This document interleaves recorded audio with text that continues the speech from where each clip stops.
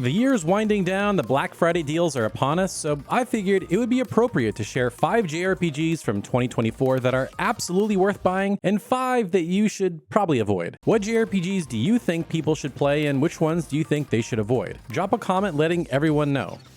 Now, before we take a look at the games, let me tell you about one I know you'll enjoy, and that's today's sponsor, 7 Deadly Sins Grand Cross. 7 Deadly Sins Grand Cross just dropped the 4 Knights of the Apocalypse arc and a new character, ultra rare Lancelot, the most powerful knight from the 4 Knights of the Apocalypse. In this game, you can watch your favorite characters from the original series come to life as you explore a beautifully crafted world with unique 3D visuals and enjoy a skill-based card battle system to create your own strategies. Oh, and did I mention the new anniversary event? Participate in the login event to receive up to 200 free diamonds plus 7 exclusive characters from the series. It's their anniversary, but you're the one that gets all the rewards. They even have a special coupon code that you can use to get extra bonuses. You can find this coupon in the description below. So if you haven't checked it out and don't want to miss the new update and event, hit the link in the description, download the game, and grab those rewards. Trust me, now's the perfect time to jump in. Thanks once again to 7 Deadly Sins Grand Cross for sponsoring this video, and now back to the video.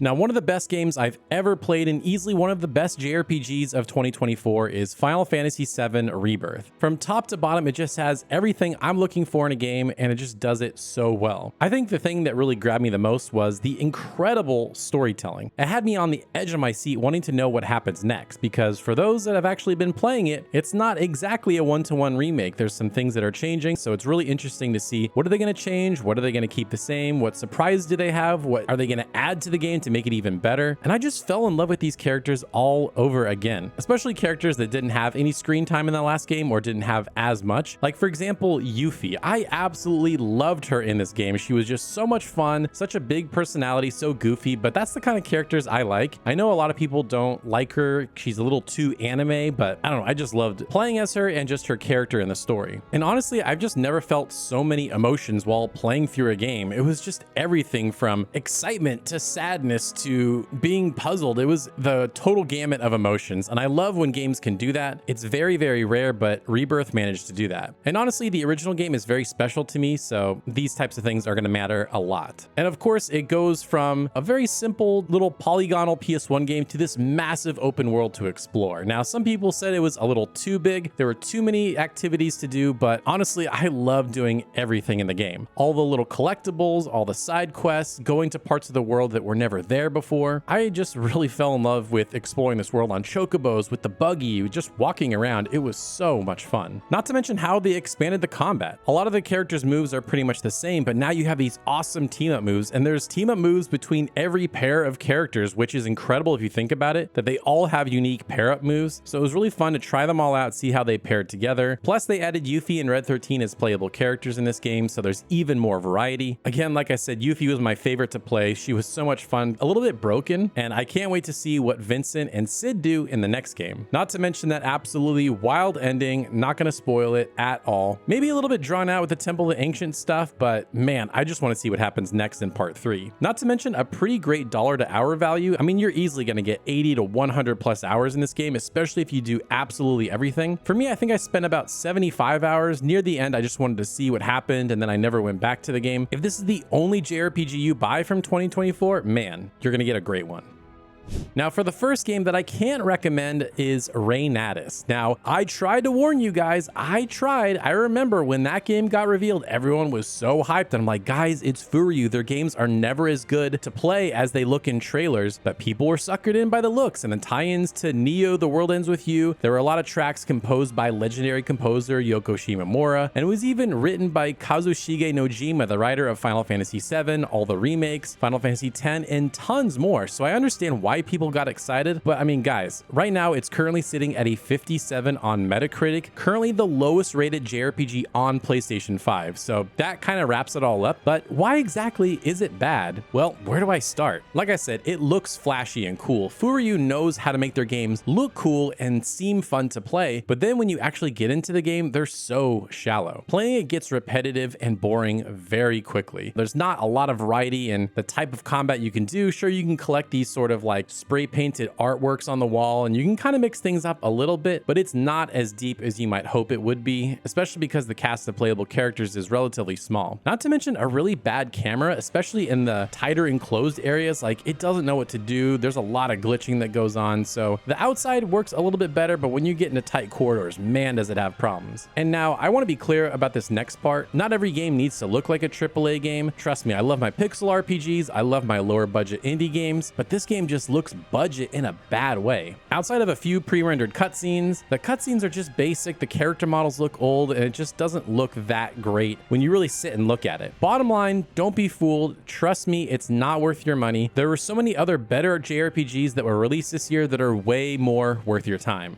Ones like Grand Blue Fantasy Relink. Now, this was a game released early in the year, and I think a lot of people forgot about it, but for me personally, it was one of my favorites of the year. Plus, it released a ton of post-launch content updates for free that included new bosses and new playable characters. So if you're just now coming to the game, man, you're getting the best version of it. But for the uninitiated, this is a quest-based action JRPG with 20 plus playable characters, and they all have a very different play style. You have everything from guns, swords, whips, magic, you name it. Whatever your style of action combat that you like, there's probably a character that you're gonna dig in this game. Now, when I say quest-based, that means like there's these two big hub towns, and you'll run around, you'll get quests, and then you'll get sent out to areas, and you'll go through these fairly linear levels and then fight a boss at the end, and then you'll just move on to the next. But what I love about the main story is it's all killer, no filler. It's relatively short, maybe like 15 to 20 hours, depending on what other extra side quests you want to do. But what I love is there's tons of variety in the levels and combat scenarios. You'll be doing everything from boarding airships, fighting towering monsters, and so much more that I don't want to spoil, but let me tell you, each new level is totally different from the last. And there's also a very robust post-game, very similar to something you might find in Monster Hunter. Basically, you're fighting enemies for parts so you can level up characters and their gear to fight harder enemies, rinse and repeat until infinity. Now, traditional JRPG fans may not love that type of post-game, but if you love games like Monster Hunter, man, this game is going to be right up your alley. And for me, I ended up putting like 50 hours into the game. I absolutely fell in love with it. And at least on Amazon, and I bet across a bunch of other different platforms, it's half off. So if you're looking for something awesome with a great dollar to hour value and it's just a really good game, this one's worth every penny.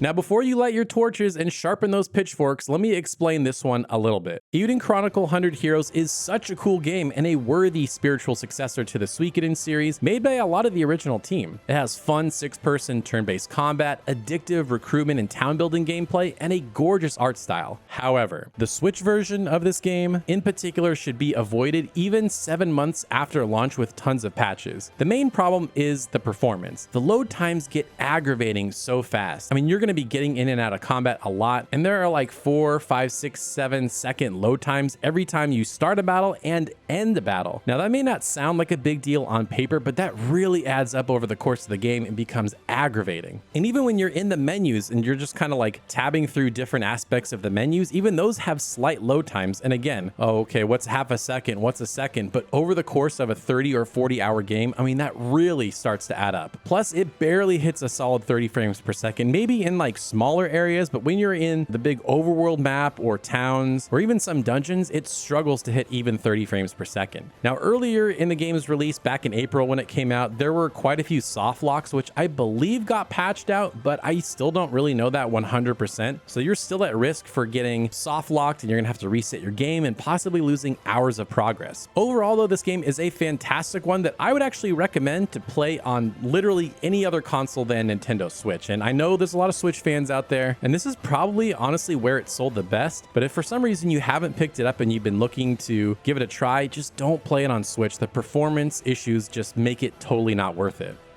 Now, the next game you should avoid is That Time I Got Reincarnated as a Slime Isekai Chronicles. Now, before I get into why, I do want to highlight a few cool things that it does have going for it. Now, the combat is more of a 2D side view style, similar to like the old school Tales of games, and it has a big variety of playable characters. So if you love that style of combat, there's a lot to try here. There's also a pretty cool town building aspect to it where you're going to construct new buildings, level up your town. You can kind of walk around it, talk to different characters, and it has a slightly addictive of quality to it. But that's literally all there is to the game. It's incredibly shallow. You're just going to be doing the same things over and over. You're going to go to a dungeon, you're going to fight monsters in combat, you're going to come back, build some of your town, and then just go back and forth again for about 15 to 20 hours, depending on how long it takes you to get through the game. And honestly, the story isn't really enough to justify this repetitive gameplay. And right now it's probably cheap. Like, I know at launch it was only $50, so at this point it's probably 20 or less, especially because Bandai Namco released it, and they like to put their games on sale pretty quickly. But even so, you should only be playing the best of the best this year because there were so many amazing JRPGs, and you shouldn't waste your time with something that's not fantastic. Now, I really would only recommend this to the most hardcore fans of the anime or manga because it's just not great. That said, it is a fairly easy and semi-satisfying platinum trophy to get if you're into that. For me, it took about 17 hours, and that was literally doing pretty much everything in the game, although I was skipping some story near the end, so it might take you a little bit longer. But again, this game is one you probably should avoid.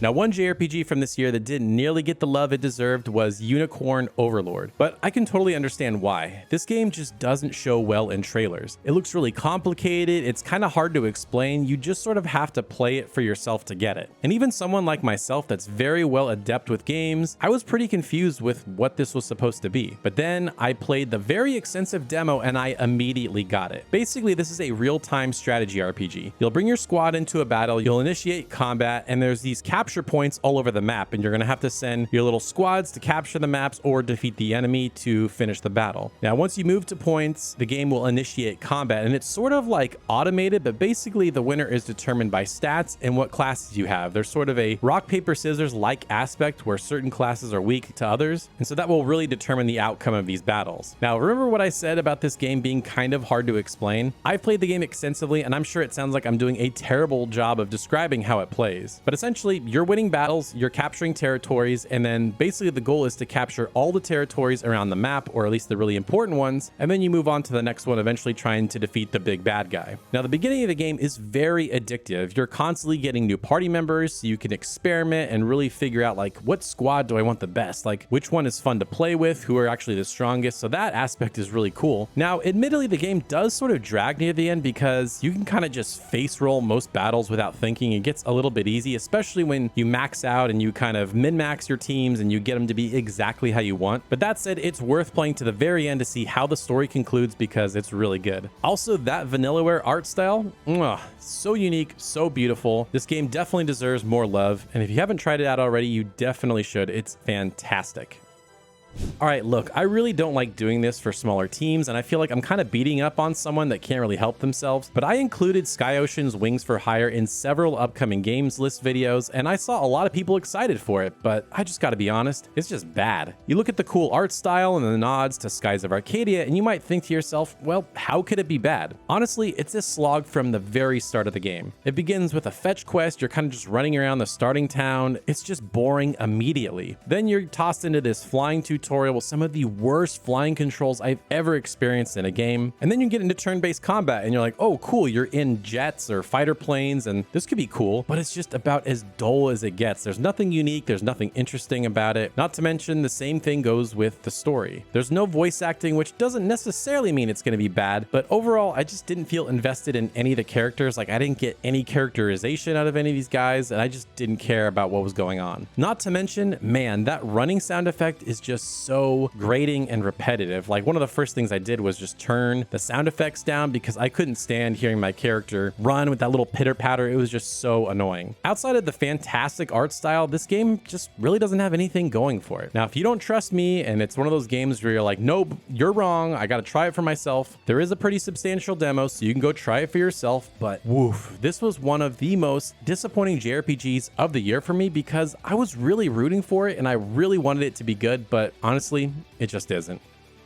Another game that kind of came and went and didn't really get the love I feel like it deserved was Visions of Mana. Now, this was the first new non-mobile, non-remake entry in the series since 2007's Heroes of Mana on the DS, and it's absolutely excellent. It's a totally gorgeous game, this super colorful art style, huge open zones to explore, and charming music. I just wanted to walk around and see everything this world could offer. And I did. I just loved exploring every corner of the world, getting every little treasure chest, every little collectible, fighting the high-level enemies, the side quests, and fighting was just so much fun. It's kind of like an action combat system. It's a little bit slower than you might expect it to be or want it to be, but after a while you kind of get used to it, and as you unlock more of the classes, it really comes into its own. And that was one of my favorite parts of the game too, was unlocking these different character classes, these different elements, getting new characters to play as. And then as the game went on, I kind of had a party that I didn't think I would end up with when I first started, and it'll probably be the same thing for you. So I really encourage you to try different characters and different classes to see which ones you might like, because some might surprise you. And also, one of the things I love in RPGs is different costumes. So whenever you change classes, that class will have a new costume. So it was always really fun to see what new outfits they would have. Sometimes I would just keep the character in those outfits just because I thought they looked the coolest, or specifically would keep them out of certain classes because I thought they looked dumb. But either way, it was really fun to try those all out. Now, I will say the story initially was really compelling, but kind of fell off a cliff at the end. It didn't go exactly where I thought it would, but still kind of satisfying in its own way. But I did love all the characters. You get to know each of them and their own little adventures as they join your party. And on a whole, it was just really fantastic. It really felt more like a classic JRPG, like you're running around the world collecting MacGuffins, exploring a gorgeous world, tropey characters, all with modern quality of life features and sensibilities. Now, that old school feel may have turned some people away, and maybe isn't why it scored well and didn't sell as well as maybe some people were hoping. But if you love old school JRPGs, then you gotta give Visions of Mana a try. I promise that you'll dig it. Now, what would one of these lists be without a Neptunia game? And for better or worse, Idea Factory dropped another game this year. Now, despite what the name might imply, this is not a game engine and you won't be making games. Well, not exactly. There is sort of a game making aspect, but it's sort of all on paper, and it kind of plays like an Atelier game where you're doing these little connections, and that does have an addictive quality to it, but you're not literally making a game that you can play. The game revolves around veteran characters from the series, developing games, and then bringing back some long forgotten characters. And as always with the stories, the actual VO performances are really fantastic and easily the strongest aspect of these games, and that's still the same here. The actual story itself is nonsense, but at this point, would you expect anything else from the series? Now, where the game once again falls short is in the combat. It goes for another action combat system, and it just feels horrible. There's no sense of impact, you can't animation cancel out of attacks, and overall the combos just feel unsatisfying. It feels like you're just kind of spamming moves until the battle's over, which I didn't really like. It really baffles me how Idea Factory keeps doing action combat systems, but they just don't improve at all from one game to the next. If you look at this series and compare it to the Atelier games, which have slowly but surely improved, it's a night and day difference. Like if you compare Atelier Verona and see where they are now compared to some of the older Neptunia games to where they are now, I mean, the growth trajectory is just totally different. And for those that kind of keep an eye on this series and wonder if this is the one that finally got up to some quality standard and is worth checking out, it really just isn't. But for series fans, it won't matter. You've probably already beat the game twice by now and wrote a nasty comment. I get it. But I can't in good conscience recommend this game, not in a year with so many better JRPGs to play. But the last of those on this list, but certainly not the least, is Metaphor ReFantasio, aka Persona 6. Now, I joke, but I was surprised at how similar to Persona this was. But it works on a calendar system with a goal to meet by a certain day, a social link-like system where you get to know characters in this world, and then, depending on how well you get to know them, they're improved in combat. You have turn-based combat, you have flashy menus, and tons more. That all said, it does have some of its own features that make it stand out as unique. First of all, obviously, is the setting. It's in more of a medieval fantasy setting. It's not in modern day Japan. So if you like traditional fantasy games, you'll be right at home here. It has its own unique lore and characters and world, but it is very much a traditional fantasy game. It also has the archetype system, which is basically its own version of a job system, which I absolutely loved. It was so cool to kind of mix and match abilities, try different classes out, see what they did. And these really come into play with some of the harder boss battles as the game goes on. So I really encourage you to experiment and not just stick with one team, because you might get locked in and then you won't have enough time to grind because of the calendar system. So definitely experiment with your archetypes as you're playing. It also has a really interesting story about class inequality, democracy, and just so much more. It presents some really compelling ideas that make you think in ways that games don't traditionally do. But I will admit that some parts of this game can really drag. Like there are long spans of just talking where you don't get to dungeon crawl, where you just have to get out some exposition. I feel like the pacing could have been better. The pacing in Persona games has always been exceptional because you can kind of do what you want. But because some of the aspects have been removed, like no romance, you don't have like side jobs that you would like in Persona, like working at the Burger Shack or whatever. So pacing can sometimes feel a little imbalanced, but at the end of the day, it's just so well made, so fun, and so addictive. Plus, you're easily going to get your money's worth. I mean, this is an 80 to 100 plus hour game. So if you like to get the most bang for your buck when you buy your games, you're going to get it here with Metaphor. Now, I didn't have enough time to cover every great JRPG from 2024, although I will be doing my top 10 JRPGs of the year very soon. To see a review of another great one that I know you'll love, check out this video right here.